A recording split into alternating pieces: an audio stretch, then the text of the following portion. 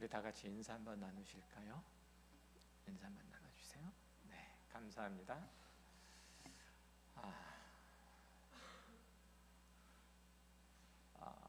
어떤 분은 아시지만 어떤 분은 못 보던 분이 계시죠. 제가 부목사로 섬겼던 평강의 교회, 저희 가까운 교회로서는 모교회와 다름이 없죠.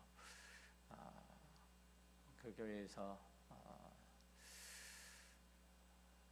거의 40년의 세월이죠. 거의 40년의 목회 생활, 그리고 거의 30년의 시간들을 그 교회를 섬겼던 우리 박성국 목사님, 이제 지난 연말로 은퇴를 하시고 이제 자유의 몸이 되셨는데 저희 교회를 잊지 않고 찾아주셨습니다. 사실 한 교회에서 목회를 30년, 40년 한다는 게 그렇게 쉬운 일이 아닙니다. 제가 담임 목회를 지금 14년째 하고 있는데 하다 보니까 알겠어요. 이 일들이 얼마나 힘들고 어려운 것인지. 뭐 성과와 상관없이 교회의 규모가 어떠느냐, 그리고 성도가 어떤 모습으로 하나님 앞에 서 있느냐, 그것과 상관없이 어쨌든 주어진 시간 동안에 하나님의 은혜이지만 그래도 잘 견디고 또 그 안에서 주님의 뜻을 찾고 성도들을 하나님의 말씀으로 바른 꼴을 먹이고 또 날마다 성도들을 위해서 기도하고 애쓰며 눈물을 훔치던 그 시간들이 30년, 40년이 되어야 한다는 게 사실은 쉽지 않죠. 놀고 먹는 일도 40년이 쉽지 않을 텐데 그렇게 성도들 위해서 마음 쓰고 교회를 위해서 수고하는 일들을 다 하는 일, 그로 인해서 여러 가지 크고 작은 병들도 사실은 얻으셨을 텐데 그럼에도 불구하고 최선을 다해서 하신 거예요. 우리로서는 참 감사한 일들이고 또 우리 후배들에게 있어서는 커다란 본이 되시죠. 그리고 교회에게 있어서는 굉장히 영적으로 유익된 일들이죠. 하나님의 나라를 위해서 또 한국 교회를 위해서 수고하고 애쓰는 그 흔적들은 하나님께서 다 아시고 또 그 부분에 대해서 응당한 하나님의 나라에 갔을 때 보상을 해 주실 것이지만 그럼에도 불구하고 우리도 역시 그동안 수고하고 애쓴 것들에 대해서 감사해야 되고 또 박수를 쳐야 마땅할 것입니다. 특별히 평강의 교회를 통해서 우리 가까운 교회가 받은 하나님의 은혜를 생각하면은 헤아릴 수 없이 많기 때문에 더욱 그러하죠. 앞으로 하나님께서 부르시는 그날에 이르기까지 교회를 사랑하는 그 마음으로 또 직간접적으로 교회를 섬기고 또 그 일들을 평생 동안 계속해 가실 텐데, 그러시죠?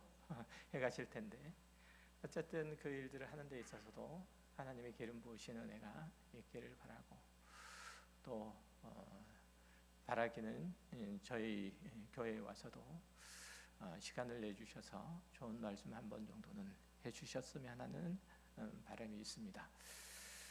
예기치 않게 오셔서 함께 해주셨는데 우리 박수 한번 해드릴까요?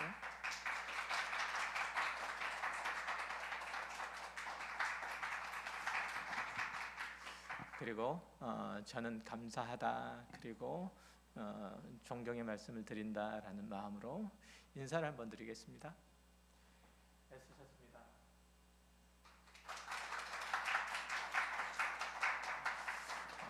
참 애만 있으셨습니다. 교제 식사 예배 후에 식사하시면서 교제 함께 나누시길 바라고요. 오늘 말씀 함께 나누도록 하겠습니다.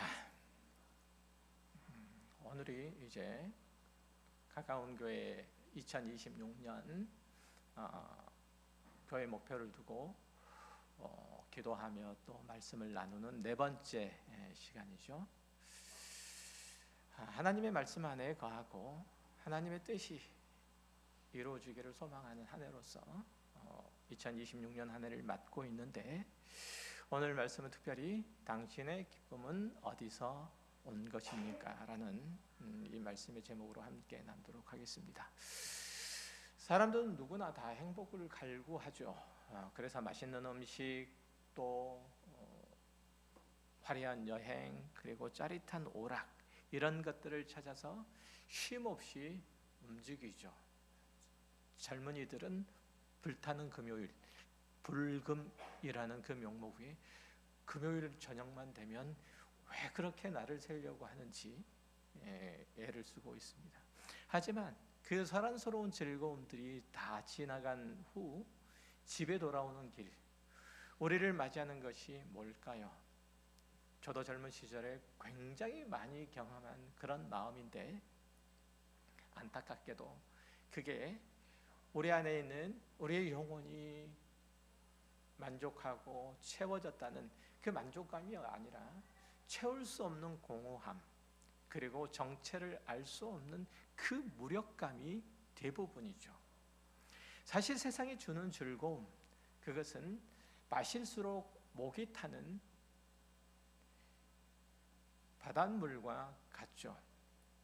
잠시 눈과 귀를 즐겁게 해줄 수는 있을지 모르지만 영혼 깊은 곳에 있는 그 갈증까지 해결해 주지는 못하죠. 그런데 오늘 본문에서 주님께서는 놀라운 선언을 하시죠. 십자가라는 끔찍한 죽음의 그림자가 두려워진 그 절박한 밤에 오히려 제자들에게 주님께서 말씀하십니다.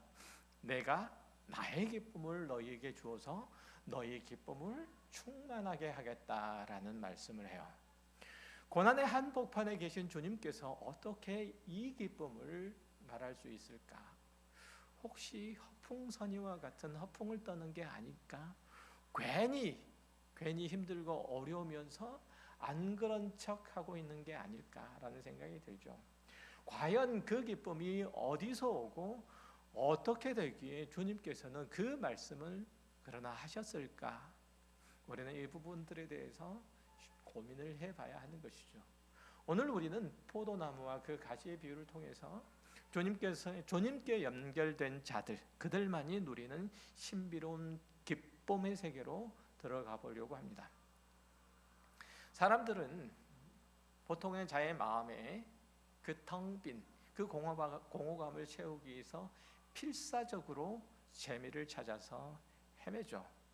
아이들은 PC방으로 핸드폰으로 달려가서 밤새 게임을 하고, 어른들은 유흥 그리고 취미에 몰두하죠. 하지만 보세요.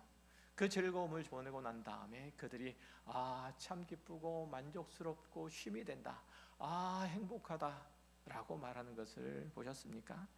광란의 밤을 보내고 난 후이면 후일수록 재미있었다 이렇게 하는 것도 잠시고, 밀려오는 그 공허감은 이루 말할 수조차도 없어요. 제가 경험해 본 바에 의하면 그래요. 안 하고 그렇지 않는 것처럼 시치미를 뗀 얼굴을 하고 계시면 좀 곤란해요. 여기서 우리는 그 재미, 그 기쁨의 본질적인 차이를 좀 직시를 해볼 필요가 있어요. 재미는 외부의 자극으로부터 오는 그 즐거움, 일시적인 만족감이 있지만, 기쁨이라고 하는 것은, 특별히 주님께서 주시는 이 기쁨은 존재의 그 근원으로부터 오는 샘솟는 영적의 선물인 거죠. 재미는 환경의 지배를 받기 마련이에요. 그러나 주님께서 주시는 기쁨, 그것은 그 환경을 초월하게 되죠. 오늘 보면 11절에서 주님께서는 분명히 말씀하세요. 내 기쁨이 너희 안에 있어 너희 기쁨을 충만하게 하려 함이라. 우리가 붙들어야 될 진리가 바로 여기에 있는 거죠. 성도가 누리는 참 기쁨, 그것은 우리 안에서 스스로 만들어내는 것이 아니에요. 열심히 우리 내부에 있는, 마음속에 있는 것들을 펌프질해서 밖으로 꺼내는 것이 아니란 말이죠. 그것은 주님의 기쁨이 우리 안에 전이될 때 비로소 완성되는 거라고요. 주님으로부터 흘러나오는 이 신령한 기쁨만이 우리의 영혼의 저 깊은 곳에서 나오는 이 갈증, 이 공허함을 메울 수 있는, 채울 수 있는 유일한 요소라고 하는 거죠. 성도가 누리는 기쁨의 뿌리, 그것은 바로 성부와 성자와 성령 하나님께서 연합하여 사랑으로 하나를 이루시고 서로에 대한 만족과 서로에 대한 완전함이 되어 주심으로써 누리는 그 기쁨이며, 그 기쁨이 우리에게 주어질 때, 우리에게 흘러 넘칠 때 비로소 그것은 우리들에게 있어서도, 우리의 영혼에 있어서도 즐거운 기쁨으로 다가올 수 있는 것이죠. 성부 성자 하나님께서 서로 사랑하심으로 기쁨을 누리시는 것처럼 우리도 그분의 사랑 안에 거함으로 우리의 기쁨도 충만해질 수 있다는 것이죠. 그분을 사랑함으로써 그분의 사랑이 우리 안에 오므로 또한 그분의 기쁨이 우리 안에 충만해질 수 있는 거예요. 그래서 우리는 우리 스스로 만들어낸 기쁨이 아니라 그리스도 예수 안에 있는 그 기쁨, 그 충만한 기쁨이 그를 사랑함으로 우리에게 흘러 넘치는 거예요. 우리의 기쁨은 우리 안에서 열심히 펌프질해서 만들어내는 기쁨이 아니라 주님께로부터 오는 기쁨이 성도의 진정한 기쁨이요 만족이라고 하는 거예요. 그래서 예수님께서 뭐라고 말씀하시냐면, 아버지께서 나를 사랑하신 것 같이 나도 너희를 사랑하였으니 나의 사랑 안에 거하라 라고 초대하시죠. 이 기쁨을 얻기 위한 전제 조건, 그것이 뭐라고요? 예수의 사랑 안에 거하는 것이라는 거죠. 아들이신 그리스도께서 이 땅에서 누리셨던 그 충만한 기쁨은 아버지와 온전한 연합에서 온 것이었던 것을 반복적으로 제가 말씀드렸죠. 성경에서 그렇게 반복적으로 말씀하시기 때문에 그래요. 요한복음 14장에서 주님께서는 내가 아버지 안에 거하고 아버지는 내 안에 거하신다라고 얘기를 해요. 다시 말하면 아버지와 아들이신 예수 그리스도는 떼려야 뗄 수 없는 그런 관계로 계신다라는 얘기죠. 이것은 단순하게 감정적인 결합을 말하는 게 아니에요. 존재적이고 그리고 인격적인, 사역적인 일치를 말해요. 예수님 스스로는 그래서 아무것도 하지 않으셨다고 말해요. 예수님 스스로 선택하고 결정함으로써 당신께서 이 땅에서 해야 될 일들을 정하시고 그렇게 밀고 나가지 않으셨다는 얘기예요. 주님께서 이 땅에서 하시는 모든 일들은 아버지의 뜻에 순종하는 것이었다는 거죠. 오직 아버지께서 그리스도 예수 안에 내주하시고 행하시는 그 일에 자신을 온전히 내어드렸다는 거예요. 예수 그리스도의 사역은 아버지 하나님, 성부 하나님께 100% 순종하여 드러난 모든 거예요. 주님께 순종이라고 하는 것은 그래서 아버지와 하나됨을 확인하는 기쁨의 통로였던 것이죠. 그렇게 하심으로써 주님께서는 아버지와 하나가 되는 기쁨을 누렸던 거예요. 우리가 예수 안에 거하며 예수와 하나됨이라고 하는 것은 주님께서 아버지 하나님과 하나됨으로 그렇게 드러내셨던 것처럼 우리 또한 예수 그리스도의 말씀에 순종함으로 예수를 기뻐함으로 하나됨을 누리는 거예요. 다른 식으로 예수 그리스도와 하나됨을 누릴 수는 없어요. 다만 예수 그리스도께서 이 땅에서 행하신 모든 일, 아버지의 뜻을 쫓아 행하는 그 길들을 똑같이 쫓아감으로써만 예수 그리스도와 하나 되며 궁극적으로는 아버지와 하나 될 수 있게 되는 거예요. 못 알아들으셨나 봐요? 알아들으셨으면 아멘 하셔야 되는데, 그렇죠? 순종은, 그래서 예수 그리스도의 순종은 억지스러운 굴종이 아니었어요. 아버지의 계명이 곧 생명이고 거룩이고 지혜이며 복임을 아셨기 때문에 그 계명을 지키는 것, 그것은 예수님의 큰 기쁨이었죠. 예수님의 만족이셨어요. 아버지가 아들을 사랑하여 당신의 모든 계획과 모든 영광을 아들에게 나타내시기를 기뻐하셨듯이 아들은 또한 그 아버지의 사랑에 응답해서 목숨까지 내어드리는 순종을 행하셨다는 거예요. 바로 이 삼위일체적인 사랑의 나눔, 이것이 우리가 누릴 기쁨의 원형인 거예요. 이 영원한 사랑의 사귐 속에 우리가 초대받았다는 사실, 이것이야말로 성도가 누릴 수 있는 가장 큰 특권이고 놀라운 은혜예요. 주님은 이 관계를 더 깊이 이해시키기 위해서 포도나무와 가지의 비유를 두신 거죠. 성도의 기쁨은 주님과의 유기적인 연합 없이는 단 한순간도 유지될 수 없다는 것을 나무와 가지의 비유를 들어서 말씀하시는 거란 말이죠. 가지가 원줄기에 붙어 있어야 진액을 공급받아서 꽃을 피우고 열매를 맺듯이 성도는 그리스도라고 하는 생명의 근원에 붙어 있어야만 하는 거예요. 그러면 되는 거예요. 그래서 여러분이 점검해야 될 것은 내 삶의 신앙의 열매가 있느냐 없느냐를 점검할 것이 아니라 내가 그리스도에게 붙어 있는가 라고 하는 거죠. 이것을 점검하라는 거예요. 내가 그리스도 안에 붙어 있는가라는 사실은 내가 그리스도를 사랑하는가를 점검하시는 거예요. 내가 그리스도를 사랑하는 것은 감정적인 사랑뿐만 아니라 내 존재와 내 인격과 그리고 내 모든 일들과 내 의지를 다 동원해서 주님께서 가시는 그 길들을 쫓아감으로써 내가 예수를 사랑하는 것들을 이루어가는가, 이거 보는 거예요. 많은 그리스도인들이 범하는 오류 중에 하나는 뭐냐면 주님 밖에서 스스로 열매를 맺으려고 하는 거예요. 자꾸 열매 하니까 전도다, 기도다, 여러 가지 것들을 내놓으려고 하는데 자신의 도덕적인 어떤 수양과 의지적인 노력 이런 것들을 가지고 기쁨을 만들어내려고 하는데 그렇지 않아요.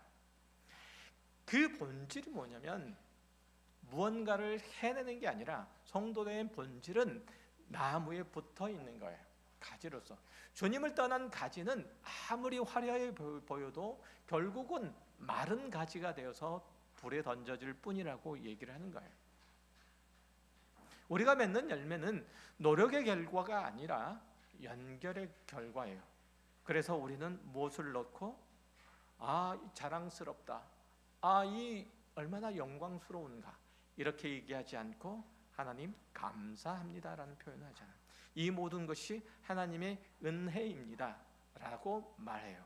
그것은 무슨 뜻이냐면 내가 예수 그리스도와 연결되어 나타난 예수 그리스도의 기쁨이, 예수 그리스도의 능력이 내 안으로 전이된, 옮겨진, 흘러나온 그 결과물로 내가 지금 얻은 것이 있습니다라는 고백이에요.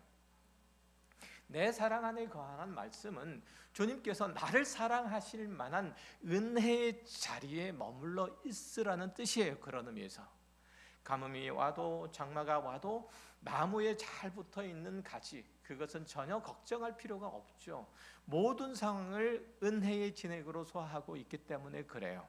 지금은 여러분의 영혼이 어디에 뿌리를 내리고 있는지 이걸 살피라는 거죠. 세상이라는 마른 줄기에 한 발을 걸치고 불안해하고 있지는 않는지, 여러분이 지금 온전히 주님께만, 예수님께만 붙어 있는지, 내 소망과 기쁨은 오직 예수 그리스도다. 내가 망하더라도 그리스도 안에서, 내가 흥하더라도 예수 그리스도.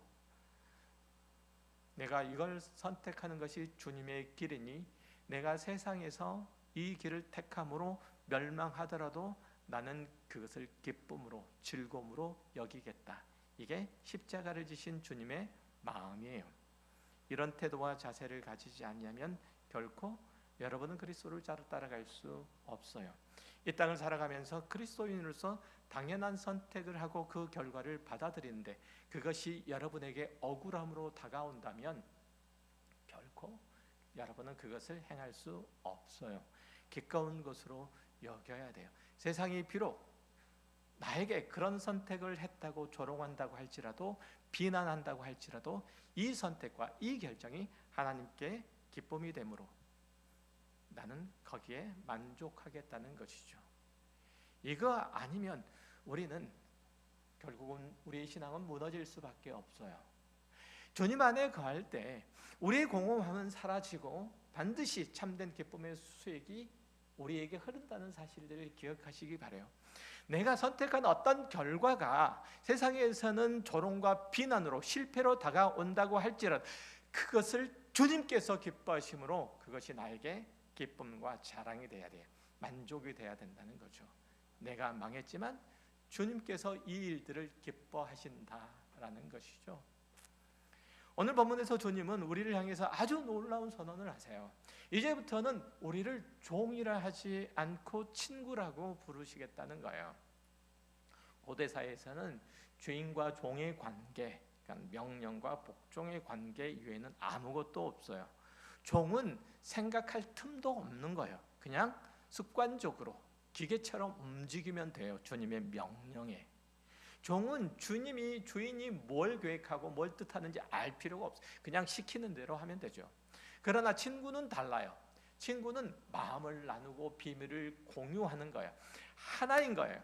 주님은 아버지께 들은 그 모든 신비로운 구원의 계획을, 그 뜻을 우리에게 알려주셨어요. 다 알게 하셨죠. 우리는 단순히 수혜자가 아니라 은혜의 파트너로, 인격적인 교제의 대상으로 그리스도께 붙어 있는 거예요. 우리는 하나님의 그 위대한 일들을 함께하는 그 친구로 하나님과 함께 있다는 사실이에요. 제가 늘 말씀드리죠. 하나님의 그 놀라운 영광이 우리 가운데 임한다.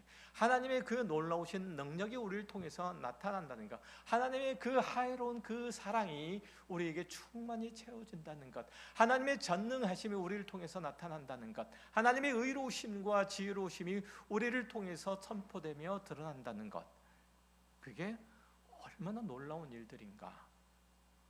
하나님께서는 그 일들에 우리를 부르셨어요. 하나님의 전능하심을 우리를 통해서 나타내시기를 원하신대요. 하나님의 의로우심을, 하나님의 거룩하심을, 하나님의 복되심을 우리를 통해서 나타내시기를 원하신대요. 하나님의 그 한없이 밝은 영광의 광채를 우리를 통해서 채우시기를 원하신대요. 그게 우리예요. 우리라는 존재의 위치가 그래요. 우리 자체로는 아무것도 아니지만 하나님께서 우리 안에 행하실 일들에 대한 약속을 생각하면 우리는 하나님과 같은 거예요. 하나님과 동등된 거예요. 약속으로만 따지면. 거기에 초대를 받았어요. 어디의 자리로? 하나님의 자리로. 하나님의 아들이라는 자리로, 하나님의 친구라는 자리로 부름을 받았다는 사실을 잊으시면 안 돼요. 이 자존심, 이 자긍심을 놓치면 안 돼요. 그러나 이 우정, 이 친구의 우정, 이 사랑의 위대함에는 희생이라고 하는 것이 있어야 해요. 사람이 친구를 위하여 자기의 목숨을 버리면 이보다 더 큰 사랑이 없나니, 주님께서는 우리를 당신의 친구로 삼기 위해서 십자가에서 목숨을 내놓으셨잖아요. 우리가 친구 될 자격이 있기 때문에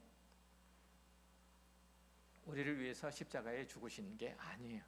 주님께서 우리를 먼저 택하셔서 세우시고 당신의 전부를 던져주심으로 우리를 친구 자리에 앉혀주신 거예요. 우리가 잘해서, 아니 잘할 능력이 있어서, 그럴 만한 소질이 있어서 우리를 하나님의 친구라고 그렇게 불러주신 것 아니란 얘기예요. 그죠? 당신께서 우리를 사랑하심으로. 왜? 그냥 우리는 알 수 없어요. 그래서 은혜라고 하죠. 이 우정, 이 사랑의 가치를 깨닫는 자는 세상의 어떤 멸시, 세상의 어떤 혼례 속에서도 당당할 수 있어요. 만왕의 왕이신 분이 나를 나의 친구라고 부르시잖아요. 예수님께서 이 땅에 오셔서 하나님이 어떤 분이신지, 온 우주와 만물을 창조하신 유일하신 여호와가 어떤 분이신지 이 땅에서 낱낱이 보여주셨고, 그 보여주심 가운데로 우리를 초대하고 있다는 사실이에요. 우리는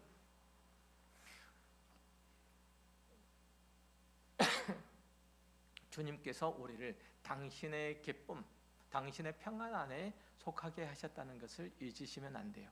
평안을 너희에게 끼치노니 곧 나의 평안을 너희에게 주노라 라고 말씀하시잖아요. 그런데 이 평안, 그것은 세상이 말하는 그 평안과 전혀 그 근본부터 달라요. 세상은 환경과 소유 이런 것들을 통해서 평안을 얻으려고 하죠. 돈이 많으면 평안할 거라고 생각해요. 나의 적이 하나도 없고 모두 다 내 편이면 평안할 것라고 생각해야 하죠. 그러나 현찰이 10억쯤 집에 있으면 도둑이 들까 봐 잠을 못 자는 게 인간이에요. 또 사람이 살다 보면 내 평안을 구하기 위해서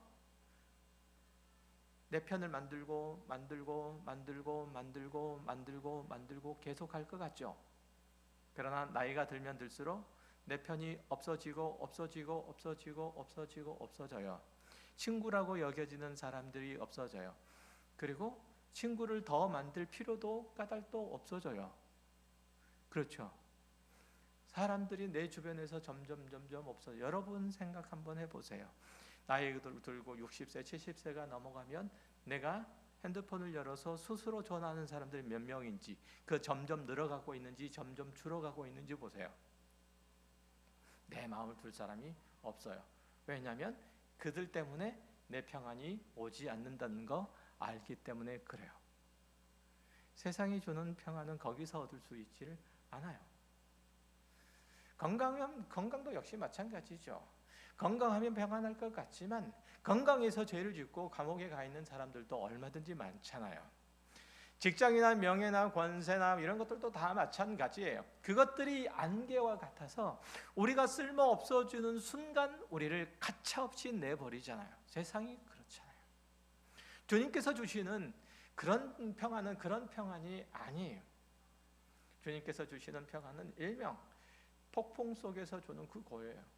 외부의 조건에서 오는 그 평안이 아니라 하나님께서 나의 아버지가 되시고 성령께서 내 안에 내주하신다는 임재의 확신에서 오는 평안이요, 뿐만 아니라 이 세상에서는 내가 싸우고 세상과 등졌을지라도 내가 하나님과 친구 되었다는, 그리스도와 친구 되었다는, 하나 되었다는 그 확신에서 오는 평안이에요. 내가 이 땅에서는 비록 사람들에게 천대와 멸시를 받는다 할지라도 주님께 가면 나는 이 모든 일들에 있어서 칭찬을 받게 된다. 주님께서 내 모든 눈물과 한숨과 이 땅에서 지냈을 때 겪었던 모든 수모와 멸시를 일거에 갚아주신다. 신원해 주신다. 이게 우리에게 있는 평안이에요. 이것 때문에 평안한 거예요.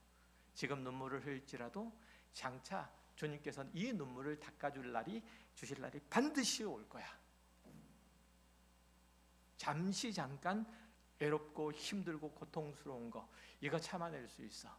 앞으로 내가 사랑하는 주님을 만날 수 있다면, 내가 사랑하는 그리스도와 함께 지낼 수만 있다면 평생 영원토록이라고 하는데 단 한순간이라도 주님을 배울 수 있다면, 그럴 능력, 그런 은혜만 주어진다면 나는 이 세상의 모든 고통, 수모를 견딜 수 있어 라는 이 사랑이, 이 평안이 우리 안에 있어야 되는 거예요. 그리스도인 당연히 그런 거고, 사도 베드로는 우리에게 그래서 닥치는 불시험을 이상히 여기지 말라고 그래요. 오히려 그리스도의 고난에 참여하는 것을 즐거워하라고 하죠. 고난이 즐거울 수 있다는 게 참 이상하잖아요. 그러니까 역설적인 선포예요. 하지만 복음은 분명히 말해요. 우리가 그리스도의 이름으로 치욕을 당할 때 그 위에 영광의 영, 즉 하나님의 영이 임하신다고 얘기를 하죠. 하나님은 고난받는 자녀를 이 땅 가운데서 홀로 두지 아니하세요. 비상시에 그 비상한 은혜를 부어주시죠. 스데반이 죽어가는 그 순간에도 그 얼굴이 천사와 같았던 비결이 있었어요. 그 육체는 고통스러웠죠. 돌에 맞아 죽는데 고통스럽지 않을 수가 있어요. 그가 돌에 맞는 순간에 하나님께서 그에게 있는 육체적인 고통을 다 마취제를 먹은 것처럼, 마취약을 먹은 것처럼 그렇게 고통이 하나도 없게 하셨을까요? 천만의 말씀이에요. 돌에 맞아서 죽어가는 그 고통을 스스로 느꼈어요. 그러나 그의 영혼은 열린 하늘 문을 통해서 하나님의 영광을 보고 있었어요. 예수 그리스도가 벌떡 일어나셔서 보좌에서 벌떡 일어나셔서 그를 보고 있는 것을 보았단 말이에요. 이게 그에게 있었던 평안이에요. 성도가 겪는 이 고난은 우리를 멸망시키려고 하는 그 심판이 아니라 우리를 정금같이 단련시키려고 하는 하나님의 정화 작업이며, 또한 이 세상에서 우리가 구하고 취하고 영원토록 즐거움으로 만족으로 힘으로 삼을 게 없다는 것을 확인시키는 것으로서의 우리의 고난이에요. 그래서 우리가 여러 가지 환난과 어려움들을 겪는 거죠. 그것들을 통해서 내가 여태까지 움켜쥐려고 하는 것이 얼마나 허탄한 것이었는가라는 것을 깨우치게 하시기 위함이에요. 하나님의 집에서 시작되는 이 심판적인 이 연단은 우리 안에 사실은 불순물을 제거하고 우리가 참된 그리스도인임을 확증해주는 그 수단이요 도구예요. 우리가 하나님 안에 있다는 것을 확인해주는 증거이기도 하고요. 여러분이 하나님 편에 서 있지 않고 세상 편에 서 있어 보세요. 괴로움을 당하나 어려움을 당하나, 그러나 내가 하나님 편에 있으므로 세상에서 어려움을 당할 수밖에 없는 거예요. 그렇기 때문에 믿음 때문에 겪는 이 손해와 멸시, 부끄러움, 이것들을 힘들어하지 마세요. 억울해하지 마세요. 그것은 장차 나타날 영광에 비교할 수 없는 거예요. 아멘 안 하시네. 그렇잖아요. 안 그래요? 이거 아니면 뭐하러 이 땅에서 이렇게 괴롭고 힘들고 이 주일날 와가지고 이 황금 같은 연휴에 이렇게 앉아 있습니까? 어떤 칙칙하니? 그렇죠. 우리에게 장차 주어질 은혜의 영광 때문에 그래요. 이러한 기쁨과 평안들을, 하나님께서 주시는 그 평안과 기쁨들을 지속적으로 누리기 위해서는 그래서 우리가 경건의 훈련들이 필요해요. 이 고난들, 이 시련들을 이겨가야 되잖아요. 그냥 이겨가는 게 아니라 경건의 훈련들을 통해서 이겨가는 거예요. 신앙생활은 침대에 잠시 누워가지고 기도한다고 저절로 깊어지지 않아요. 죄의 습관성을 가지고 있는 게 우리잖아요. 노력하지 않아도 입 벌고 입만 벌리면 구라, 입만 벌리면 거짓말. 그 옛날에 김수미 아줌마가 영화에서 한 대목이잖아요. 저 새끼는 입만 벌리면 거짓말이야. 거짓말이 자동으로 나오잖아요. 가만히 있어도 악한 생각이 틈을 타요. 죄는 곁에 둘수록 편안해지고 또 무감각해져요. 반면에 경건은 힘들죠. 연습해야 돼요. 공부 안 해본 학생이 책상에 앉는 연습을 당연히 해야 되듯이 우리도 매일 말씀을 읽고 기도하고 자신을 하나님 앞에 묶어두는 연습을 계속해야만 해요. 그래도 안 될걸요? 한 3년쯤 하면은 그때 초보 단계를 조금 떼려나? 그래도 안 될걸요? 우리 거의 70년 가까이 신앙생활 중 우리 박 목사님 잘 안 되잖아요, 그죠? 잘 되십니까? 잘 안 돼. 죽을 때까지 이 연습, 경건의 훈련 연습은 계속 해야 돼요. 자발적인 마음이 생길 때까지 기다리려고 하지 마세요. 우리 안에 부패한 성품, 그것은 가만히 내버려 두면 자발적으로 순종의 길 가운데 걷지 않아요. 먼저 의지적으로 하나님의 계명을 지키고 말씀의 자리를 사수하고 기도에 무릎을 꿇어야 되는 거예요. 내가 악한 짓을 하려고 하는 마음이 있을 때마다, 또 거기에 실패할 때마다 문지방을 계속 들이받아야 돼요. 그래야지 정신을 조금 차리려고 해요. 그래서 우리 집 문지방이 이만큼 구멍이 났어요. 하도 이렇게 돼가지고. 한번 물어보세요. 거짓말인지. 거짓말이라고 그럴 거예요. 그렇게 해줘야 된다는 얘기예요. 그렇게 거룩한 습관을 들일 때 성령님께서 우리 마음에 기쁨의 불을 지펴주시고 평안의 불을 지펴주시는 거예요.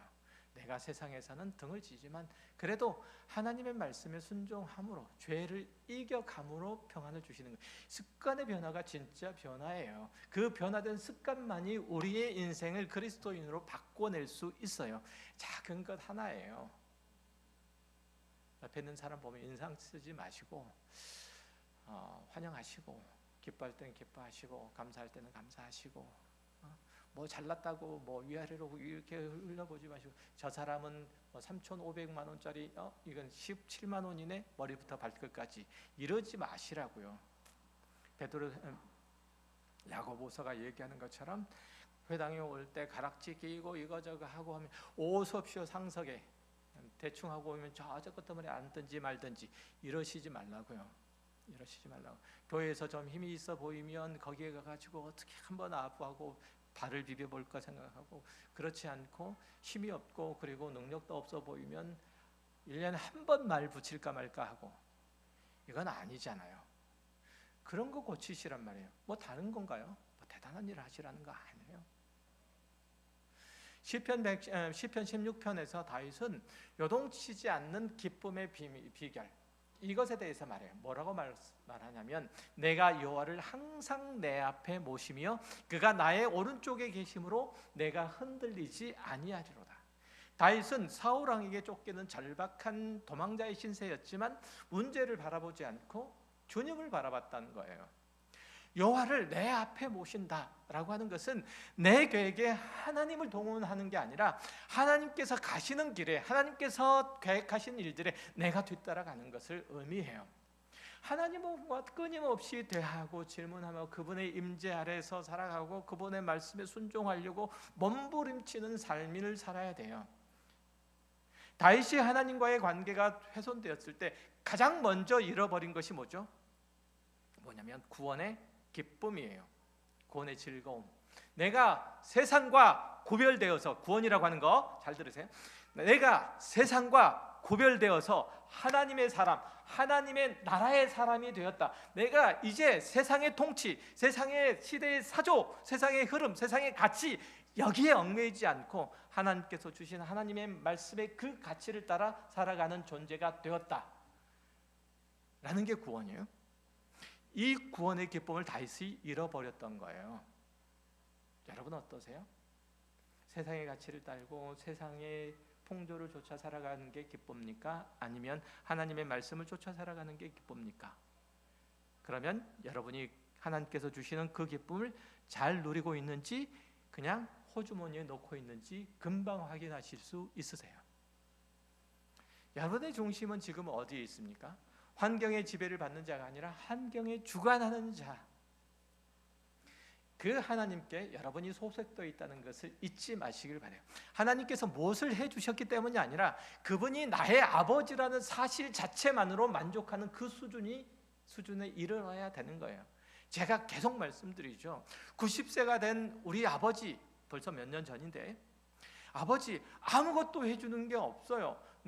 허리는 굽었고 잘 움직이지도 못하고 말씀도 잘 못해요. 그리고 과거를 기억하지도 못해요. 치매도 걸리셨어요. 그러나 아버지가 계시다는 사실 하나만으로도 내가 든든하더라고요. 그게 없어졌어요. 어느 순간 이 마음에 한편의 허망함이라고 하는 것은 이루 말할 수조차도 없었어요. 아버지로 인하여 기뻐한다는 것은 그런 거잖아요.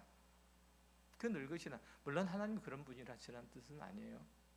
그럼에도 불구하고 내가 아버지를 기뻐하듯이, 내가 아버지로 인해서 평안하듯이, 든든하듯이, 내가 아버지께서 나에게 아무것도 안 해주시는 것 같고 지금도 말씀하시지 않는 것처럼 여겨지지만, 그럼에도 불구하고 이 말씀을 통해서, 그리고 과거의 내 신앙생활의 그 경험들을 통해서 말씀하셨으므로 지금도 내 안에 있다는 것을 내가 확신함으로 내가 그 아버지로 인하여 기뻐야 하는 거예요. 마지막으로 주님께서 주시는 그 기쁨은 결코 개인적인 차원에서 머무르지 않는다는 거예요. 그 기쁨은 반드시 공동체적인 그 사랑으로 흘러가야 돼요. 섬김으로 나아가야 돼요. 교회는 그리스도의 몸이고 우리는 그의 마디마디를 잇는 지체예요. 교회는 그리스도의 몸이에요. 내가 그리스도를 사랑하면 그리스도의 몸인 교회를 사랑하지 않을 수 없죠.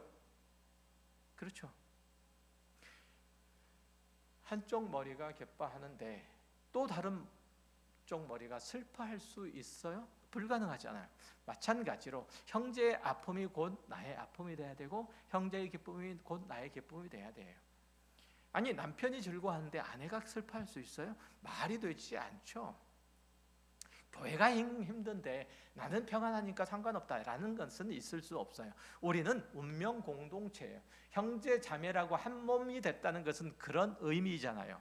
비록 우리가 생활하는 환경은 다르지만 각각의 집은 가정은 다르지만 그럼에도 불구하고 그리스도라는 지체 안에 묶여져 있는 한 형제 자매로 부르심을 입었다는 것을 곱씹고 확인하시고 그것을 겉으로 드러내셔야 돼요. 요즘 교회가 그렇지 않아요. 그게 문제예요. 옆에 성도가 힘겨워할 때 그 고통이 내게 전달될 수 있어야 돼요. 그리고 그를 위해서 기도할 수 있어야 돼요. 기도할 수 있어야 돼요. 기도하세요, 제발. 힘들어하는데 모른 체 하지 마시고 기도하세요. 주님께서는 장차 심판대 앞에서 우리에게 물으실 거예요. 내가 줄을 때 먹을 것을 줬냐? 헐벗을 때 옷을 입혀줬냐? 지극히 작은 자에게 한 게 곧 죽게 한 거라고 우리에게 말씀하시고, 이게 우리의 신앙의 실제예요. 교회의 역사 속에서 마틴 루터는 추에 떠는 거린에게 자신의 군복의 절반을 이제 잘라줬다고 얘기를 해요. 그날 밤에 꿈속에서 주님께서는 그 옷자락을 입고 나타나서 마틴이 나를 입혔다고 그렇게 얘기하기도 하죠. 프란체스코 성 프란체스코 수녀죠, 신부죠. 자신의 옷을 탐내는 자에게 기꺼이 그 옷을 내줬다고 얘기를 해요. 그러면서 나는 도둑이 되기보다 제자가 되겠다라고 그렇게 얘기를 하죠.